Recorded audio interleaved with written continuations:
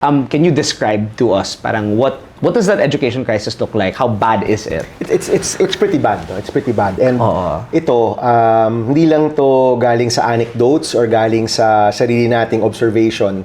This is what the EDCOM report actually says. Yes, no? okay. So, the government came out with the EDCOM report. Year 2 was last January. Year 3 is coming out in a few months. So, if you look at year 2 of the EDCOM report, nakalista doon lahat ng mga problema natin sa edukasyon. And sabi ko nga in my privileged speech last week that this is a frank and brutal description of our educational system. We're down 165 classrooms. So our public school kids, nag-aaral yan 2 shifts, 3 shifts. Nagsisiksikan sa mga classroom or in a covered court, tabi-tabi yung mga klase doon, plywood lang yung nagbubukod sa kanila. Diba? Kids are going to school in waiting sheds. Children are not able to really study properly kasi kulang talaga tayo ng classrooms. Of course, the last administration was build, build, build, yung pinaka one of their main taglines, but I think they failed to build any classrooms, no? Sobrang konti. So, classrooms pa lang, malaking problema na. Our connectivity, our schools still aren't connected. No, I passed the free Wi-Fi free internet access in public places act way back in 2017. Yes. We've spent billions in in government budget here, government taxes, and hindi pa rin siya implemented. So we need to see our schools connected to the internet. Okay. It's 2025 after all, di ba? Yung curriculum, ang raming issues with the curriculum, our learners are basically 2 years behind. Yung grade 3 ay talagang grade 1 at yung grade 5 ay talagang grade 3. No? So, 2 years behind yung mga kabataan natin. And if we don't address that, they will eventually enter the workforce without the necessary wherewithal to have the right jobs. No? Kulang sila ng skills na kailangan para magkaroon ng mga trabaho na mas magbibigay ng magandang kinabukasan sa kanila. So, curriculum is a problem. Nutrition, a number of school children are hungry. They're malnourished, they're stunted, and kapag hindi yan maagapan, nagiging permanent yung mga problema pagdating sa malnutrition. Yes. So, I also passed the masustansyang pagkain para sa Batang Filipino Act way back in the first term. Hindi pa rin to fully implemented, so we need to implement this law. That's the feeding program law. Kailangan ma-implement rin yan. Our teachers need more support. Overworked and underpaid. Our textbooks aren't getting to the students.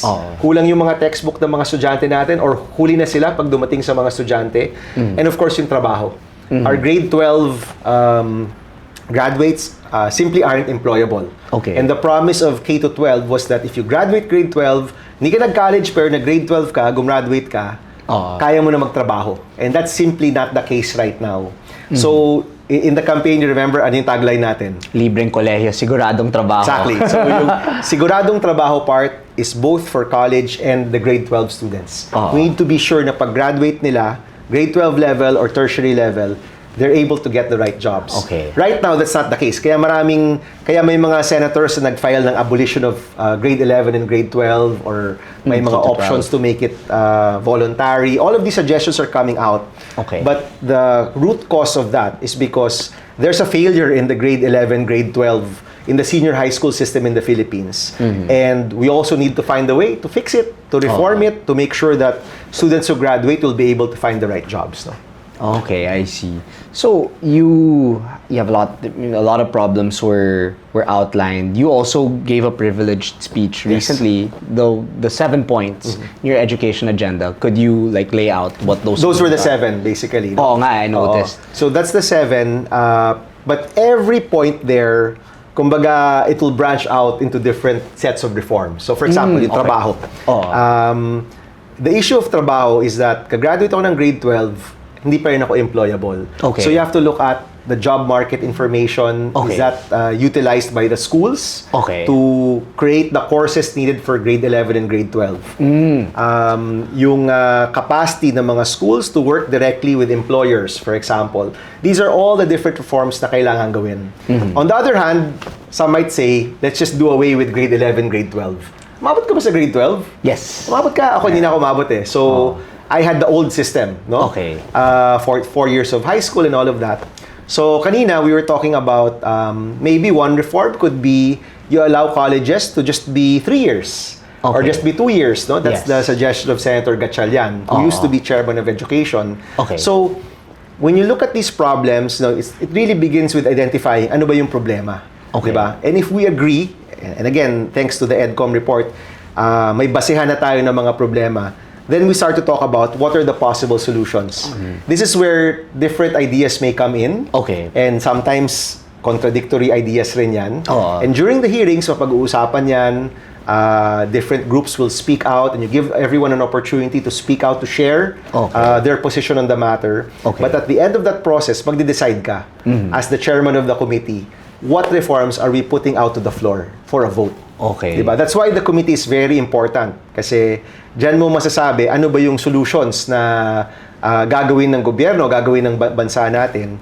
And once it's on the floor, people will vote, and if they vote in the Senate, in the House, that becomes a law.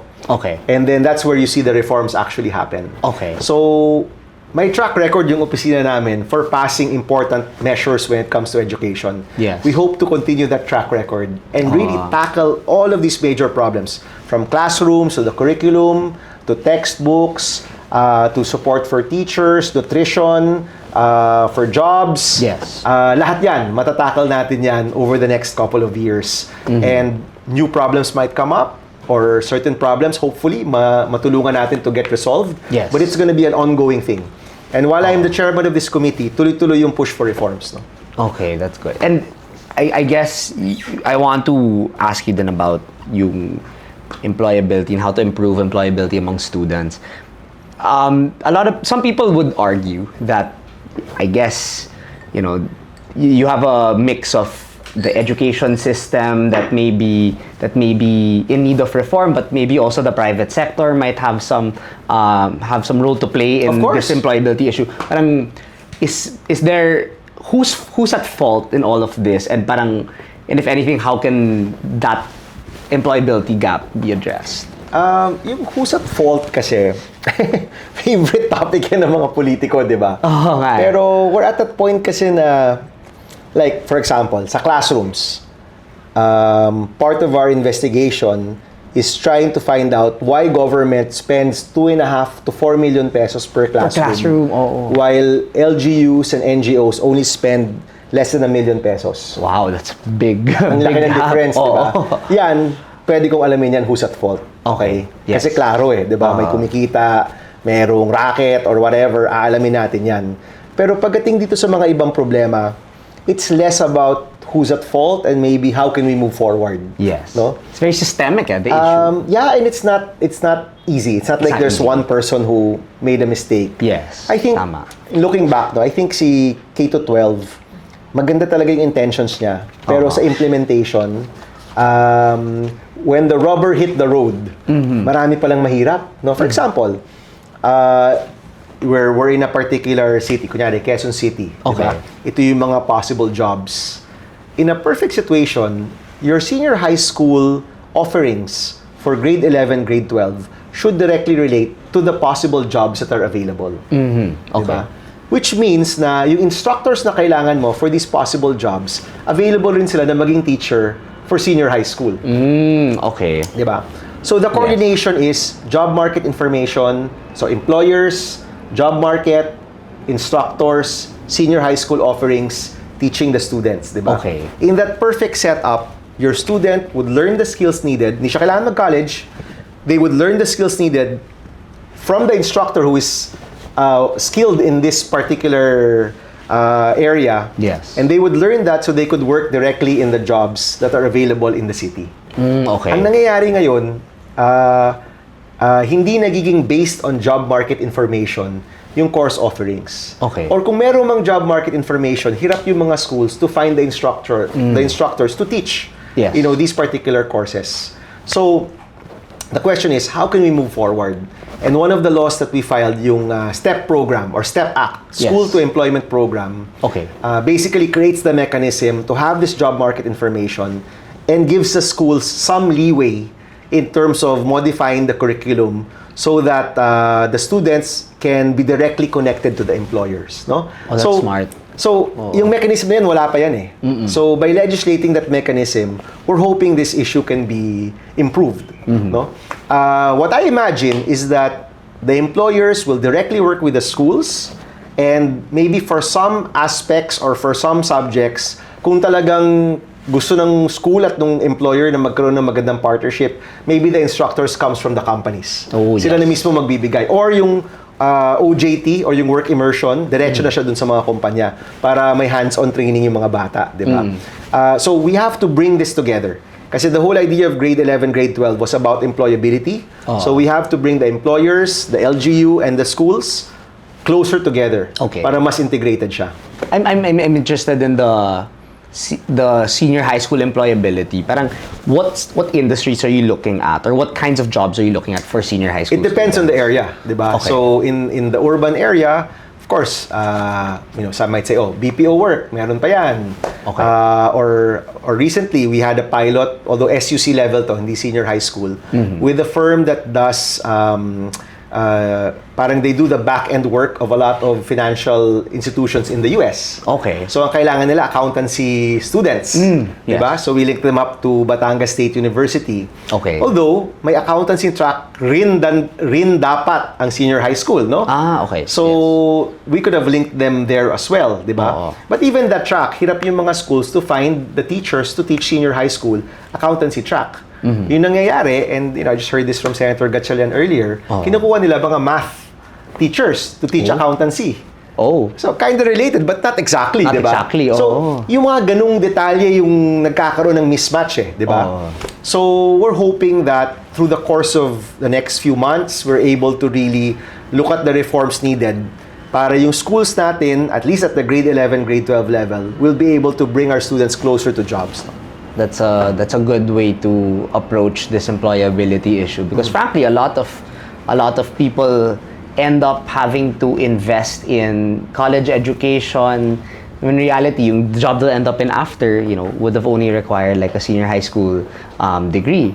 Or if anything, parang some people, even when they get out of college, wala silang trabaho. So sayang naman yung the work they put into. Mahalaga yung siguradong trabaho. Diba? Tama. So this job placement reform, so the job placement reform, the ability of schools to modify their curriculum, work with the employers, the LGU, that's both for the SUC level and the senior high school. Yes. Yun yung reform na tinutulak namin to address this issue. Ayos. So a lot of these reforms will require you to be working with different stakeholders, especially mga nasa gobyerno ngayon. I understand you spoke with the Secretary of Education, Secretary Angara. How was that meeting? It was a good meeting. I visited him sa office niya. Of course, we were together in the 16th and 17th Congress. No? So, maganda naman yung pag-uusap. He was fully supportive, and they also gave some of their top priorities for the committee to tackle.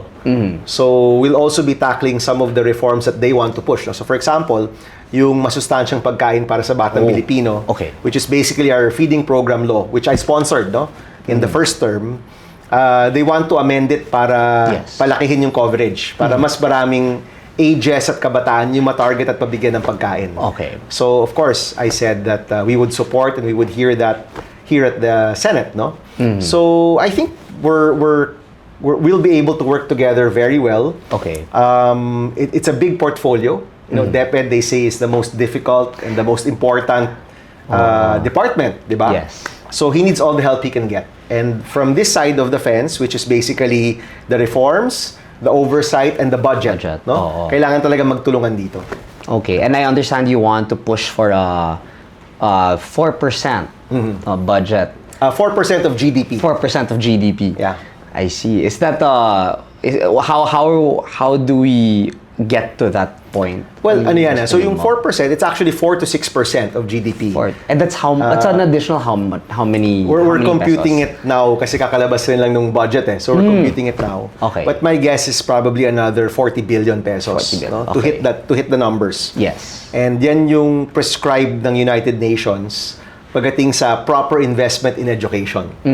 If you're giving or if you're providing an amount less than that, ibig sabihin you're under-investing in education. And we want to show that the investment is there. And interestingly enough, during the SONA, nagulat na lang ako, the President actually said that he wants education to be the focus of his administration for the next 3 years. So para sa akin, kung talagang ito yung focus, dapat yung budget nandyan. Di ba? You show it's the focus by making sure the budget is there. Yes. So, I'm starting to get more support here in the Senate to really push this. Yes. And ngayon na mainit yung flood control, a lot of these projects which I think aren't really going to the right places. I'm hoping may mafi-free up ng mga budgets, no? Yes. Budgets can be slashed in items that maybe nawawala lang, nasasayang lang, nananakaw lang, and whatever is slashed, I hope that bulk of money really goes to education. Yes. And part of the work of the committee is also to make sure na yung perang nakalaan ay talaga nagagamit sa tama. So that's really one of the jobs that we have. Yes. So hopefully by slashing the budget on items which are not good for the people and good just for a few, we can put it in education kung saan mas marami makikinabang. And that's going to be one of the commitments of the committee, to really look at the budget as well. Okay. Are there other reforms you foresee pushing in the sector of education? We'll start with the the reforms in basic education. Okay. Of course, for tertiary, alam natin na in 2025 na slash yung budget ng free college, no? So we've also committed to work with the Committee on Finance to bring back that amount. Make sure that there are enough scholarships. Lumalaki yung mga scholarships sa mga kabataan. And our SUCs also have enough funds to increase their enrollment. Kasi in a lot of SUCs, ang taas-taas ng enrollment, but they can only accept maybe 25 to 50% of those that enroll and pass the tests, no? Yes. So mahalaga to give them more support so they can also increase the number of students in the SUCs. So marami pa yan. Education it's a big portfolio. I can imagine. So itong pinag-usapan nating 7 things pang 6 years na yan eh. So totoo lang, di ba? But we're hoping by the end of the year we can get 1 or 2 laws passed already. Okay. Maybe we're looking at the classroom acceleration and maybe the e-textbook. Yung e-textbook baka interesting sa'yo. Oh yeah, oo. Lumalabas sa EDCOM report na at halfway point of the year, less than half of the textbooks are actually delivered to the students. Oh my. Okay? So January na, kalahati pa lang ng mga textbook yung nadi-deliver. Of course, raises so many questions. Where are these textbooks? Why do they get there late? Etc. Di ba? Pero yung isang solusyon na naisip namin is that all the groups that are now engaging with DepEd, multi-billion or multi-million contracts to provide textbooks, they should allow their textbook to be online on the first day of school. Okay. And downloadable for free. Oh. Para kahit hindi man, of course, we have to fix and address the problem of delivery of textbooks. But while we're figuring that out, maganda sana kung unang araw pa lang ng school year, available na to be downloaded and to be seen by all of the students everywhere in the Philippines. So all the 23 million learners on the first day of school, may set of textbooks na silang pwedeng mahanap online. And if we can work with the telcos to white label the data here, pwede nilang makita to na walang binabayaran. So ang na-imagine ko is, kung noon, naghihintay ka ng half a year bago dumating yung textbook, ngayon, on the first day of class, meron ka na. Kaya mo na siyang makita online. It's a simple reform, right? Simple reform. Sounds doable. Yes. I don't know who will object. Tignan natin kung sino mag-object. For me, that's a clear solution. Yes. Diba? Of course, we still have to work on the delivery, but at least you're able to provide some kind of solution right away. Yes. No? So, we're looking at, that's a small solution to a big problem. But the problem, kunyari, sa classrooms, no? If it's only DPWH building our classrooms, hindi talaga matatapos tong classrooms natin. It's one agency building the classrooms. In fact, I think si Secretary Angara was quoted in saying, if we do it the pace that we're doing it, it'll take 50 years before we solve this problem. So ang idea namin, and again, we're getting support from other senators here, is to put together a national fund where local government units, so your mayor, your governor, and maybe even NGOs with a track record in school building can actually participate in the national fund and build directly. Hindi na kailangan dumaan sa DPWH. And if DepEd can peg the price and peg the specs, mas mabilis kung sabay-sabay lahat gumagawa ng classroom. Do you have to legislate that budget, the specs and like the prices? The specs maybe not. Kasi we'll allow DepEd to provide the standards. Yung price will also allow DepEd to specify. But I'm hoping, or I'm gonna push that it's gonna be less than the budget that DPWH is using now, na 2.5 million. Okay. And closer to the budget that the NGOs are using, which is about 1 million pesos. No? So, we'll try to lower the budget para mas maraming classrooms ang magagawa. Sabay-sabay gagawa lahat. And hopefully, we can see a real solution to our classroom crisis. No? Okay, that's really exciting. It's very exciting, honestly. Kasi ano rin siya eh, ang raming Pilipinong gustong tumulong, no? Maraming Pilipino gustong mag-contribute, no? Yes. And now we're creating a system where any of us could actually contribute, di ba? So for example, kung yung batch mo, you want to donate a classroom, magtulong-tulong kayo to build up for a classroom, and you bring it to an accredited NGO, they can build a classroom in your name. So nakatulong ka pa, di ba? You can directly participate in our education crisis and solve our education crisis. So na-imagine talaga namin na put together a huge fund, utilizing the budget better, at the same time allowing more groups to volunteer and to support. Yes, it's very similar to yung bayanihan spirit from 2022. I mean, the same people that voted you in will be the same people to solve this crisis also. And that also goes all the way back to people power, di ba? Yes. At the end of the day, pag yung taong bayan yung gumagalaw, sabay-sabay gumagalaw, we can achieve even what seems to be impossible, di ba? So, kung noon we fought against a dictatorship or we fought against very difficult electoral battles, ngayon, I would like to see if we can use that same people power, bayanihan spirit to solve real problems of our country, diba? Real problems like education, health, employment, hunger, no? Yun yung superpower ng Pilipino eh. Pag nagtulungan tayo, pag nagbayanihan tayo, we can really achieve so much. No? Yes. So I'm hoping we can create more areas where people can come together. I want to ask you about another hot topic now. Artificial intelligence. Okay. So, since you're the secretary, the chairman of basic education, I want to ask about your stand on where AI belongs in like our education system. Should it be banned? No, it should shouldn't be allowed. It shouldn't be banned. It's a tool. It's a tool. No, it's a tool. Parang calculator lang yan, di ba? Kumbaga, tinuturo sa'yo how to do the math. Pero di naman bawal gumamit ng calculator in real life, di ba? And AI, now that it's in our phones, is gonna be like our calculator in the future. Kumbaga, even now, people rely on it as a tool. But much like the calculator, kailangan marunong ka pa rin mag-addition, mag-division, mag-subtraction at multiplication. So you have to know the basics. You have to have the foundation, the right foundation, so you can use this tool. Kung masyado kang dependent on AI for anything and everything, and you don't have that foundation, mahihirapan ka rin moving forward. Or worse, it's the AI already that's dictating on you and not the other way around. Ikaw na yung pinaprompt ng AI, hindi na ikaw yung nagpa-prompt sa AI, di ba? So, we have to teach the basics. We have to teach people how to learn.